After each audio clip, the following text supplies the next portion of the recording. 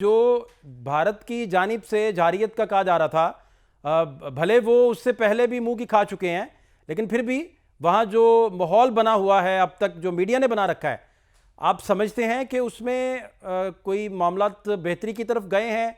और अपने अपने जनरल्स को तलब करके उन पे डाल देना कि आप देखिए क्या करना है, क्योंकि वहाँ की आर्मी तो, वहाँ की फ़ौज तो इस तरह चाह ही नहीं रही।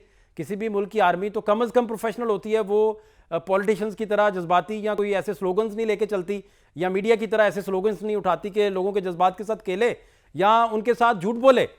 तो इस पे क्या सर टेक है? आप समझते हैं कि वो जंग का जो मामला उन्होंने बना रखा था उसमें से आहिस्ता आहिस्ता गुब्बारे में से हवा निकलती जा रही है?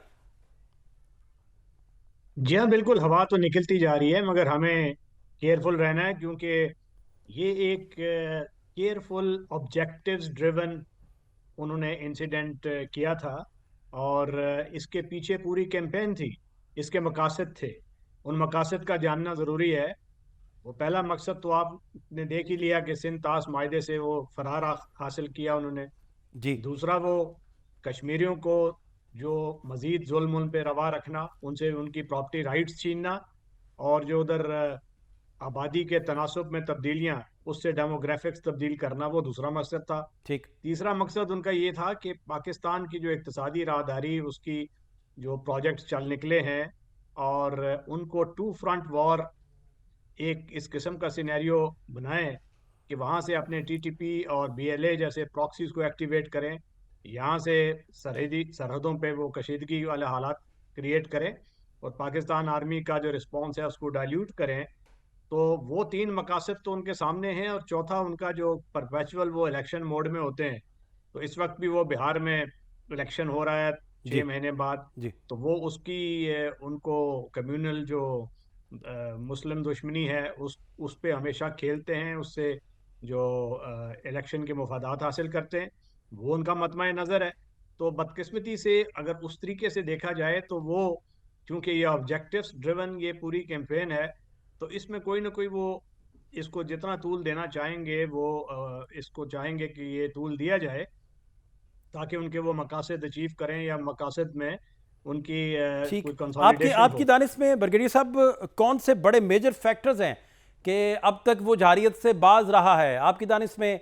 उनकी कैलकुलेशन जो थी उसके मुताबिक पाकिस्तान ने जो अभिनंदन वाला एपिसोड किया था वो शायद उनकी तवक्कुआत से बहुत बड़ा था, ये वजूहत हैं? या ये वजह है कि इंटरनेशनल प्रेशर जो था वो सारा बड़ा इक्वल रहा और उसने शायद उनकी कोई चलने नहीं दी? क्या वजह देखते हैं, सबसे बड़ी क्या वजह देखते हैं? जी, सबसे बड़ी वजह तो हमारी स्टेट ऑफ प्रिपेयर्डनेस है, आर्म फोर्सेस की। उनको मालूम है कि उनको कोई ऐसा वल्नरेबल पॉइंट नज़र नहीं आ रहा जिस पे वो एक्सप्लॉइट कर सकें, और उसके बाद उसको एज अ विक्ट्री स्लोगन इस्तेमाल कर सकें। अगर वो करेंगे तो उनको मुंह की खानी पड़ेगी, और जैसा वो क्विड प्रो को उनके खिलाफ जाएगा, ठीक। तो they will get a bloody nose. तो उसलिए उनको वो वहाँ पे स्पेस नहीं मिल रही। दूसरा ये कि पाकिस्तान ने बड़ा मौसर इसका सिफारती और मीडिया की सतह पे दिफा किया है, और पाकिस्तान ने एविडेंस पे खेला है कि जी, सॉलिड चीज़ जो क्रेडिबल कॉन्क्रीट होती है वो एविडेंस होता है। ठीक। और वो ना होने की वजह से अमरीकी भी, और यूरोपियन यूनियन भी, रूस भी, चीन भी, तमाम खित्ते के दुनिया के जो ममालिक हैं, वो बड़ा क्लियरली एक दहशतगर्दी को तो कंडेम कर रहे हैं, मगर वो पाकिस्तान की तरफ उंगली इसलिए नहीं उठा रहे कि उसका कोई क्रेडिबल एविडेंस नहीं है। और भारत को उसमें नाकामी हुई है एविडेंस को पेश करने में। और बल्कि खुरा तो उनकी तरफ जा रहा है। अब तो फॉल्स फ्लैग ऑपरेशन की जो पाकिस्तान ने एविडेंस रखा है दुनिया के सामने, अब उसको भी दुनिया को देखना होगा, और उसका बगौर जायजा ले रही होगी ये जो आलमी कुव्वतें हैं। जी। क्योंकि इस बिल्कुल ही इंटरनेशनल लॉ की वायलेशन करके, और उसके बाद जंग जैसा माहौल क्रिएट कर देना, वो आजकल की दुनिया में जहाँ जहाँ पे P5 ममालिक में कुछ हमारे भी हलीफ हैं, कुछ भारत के हलीफ हैं, तो वो उसमें भी वो एक डिवाइसिवनेस होगा। और इसीलिए कोई भारत को खातिर खा इस वक्त आलमी बरादरी की तरफ से सपोर्ट नहीं मिल रही, और जिसकी वजह से वो परेशान भी है, क्योंकि उन्होंने जो मीडिया हाइप डोमेस्टिक मकासद के लिए हासिल जो एक जी। क्रिएट की है, अब वो उनके दर पे होगी है। अच्छा ब्रिगेडियर साहब, मैं जानना आपसे ये भी चाह रहा हूँ कि वहाँ कोई भी जारियत के फैसले अगर करने हों तो प्राइम मिनिस्टर बैठते हैं, उनके साथ वज़ीर दिफा बैठते हैं, वज़ीर दाखिला होते हैं, वज़ीर ख़जाना होते हैं, और फिर मैक्सिमम कोई तो हो तो वो नेशनल सिक्योरिटी एडवाइज़र होते हैं। तो अब उन्हें अपने जनरल्स के साथ मीटिंग करनी पड़ी, जहाँ वज़ीर दिफा भी थे और नेशनल सिक्योरिटी एडवाइज़र भी थे, मशीर जो हैं सिक्योरिटी एडवाइज़र के। तो मैं आपसे जानना ये चाह रहा हूँ कि ये उनकी फेस सेविंग है कि अपनी फ़ौज को कहें कि आप बताइए हमने क्या करना है, आप बताइए समय क्या होगा, वक्त क्या होगा और क्या किया जा सकता है। ये आप समझते हैं कि बैकआउट करने के मुतरादिफ है सारा मामला? नहीं नहीं, ऐसा नहीं है। इनफैक्ट वो जो कैबिनेट कमेटी ऑन सिक्योरिटी, ये एक उनका फोरम है जिस पे जब भी कोई ऐसा क्राइसिस हो तो उस पे फैसले लिए जाते हैं। वजीर आजम उसको सदारत करता है। उसके नीचे तीनों सर्विसेज चीफ होते हैं, वजीर दिफा होता है, फिर उसके बाद नेशनल सिक्योरिटी एडवाइजर भी होता है। ठीक। और तीनों सर्विसेज चीफ उसमें बाय इनविटेशन बुलाए जा सकते हैं। तो ये कोई ऐसा अनयूजुअल चीज़ नहीं है। मगर ऐसे ही जो सीसीएस की मीटिंग्स कारगिल के वक्त भी होती थी जिसमें वो फैसले लेते थे, और ये लगातार उनकी होती रहती हैं। मगर उसमें जो आउटकम ये था कि मोदी ने इनको ऑपरेशनल फ्रीडम दे दी थी कि वो खुद हालात को देखते हुए कोई फैसला करें, जो कि खतरनाक चीज़ है। आप नहीं, कोई भी आप ऐसी ये नहीं चीज़ ब्रिगेडियर के। साहब समझते कि जब पता हो, फौज को तो एग्जैक्टली पता है ना कि दो न्यूक्लियर स्टेट्स हैं, और फौज तो किसी भी मुल्क की हो वो तो प्रोफेशनल कंडक्ट खेलती है अपना, वो प्रोफेशनल रीडिंग्स देती है कम से कम। और इस तरह के स्लोगन्स तो सियासतदानों को, ख़ासतौर पर इंडिया में, उन्हें तो इस तरह के स्लोगन्स चाहिए होते हैं। पाकिस्तान के एंटी कैंपेन करके अपने इलेक्शंस उन्होंने वो सारे माइलस्टोन हासिल करना होते हैं। तो वो तो नो के अलावा क्या आंसर दे सकती है फौज वहाँ की, जब पता है कि टेक्निकल न्यूक्लियर वेपन इनके पास मौजूद है, और बड़ा जो आपके पास थिएटर वेपन है वो तो पूरी दुनिया फिर उसका तो देखने वाला तमाशा ही फिर कोई नहीं होगा वो चलाते हैं।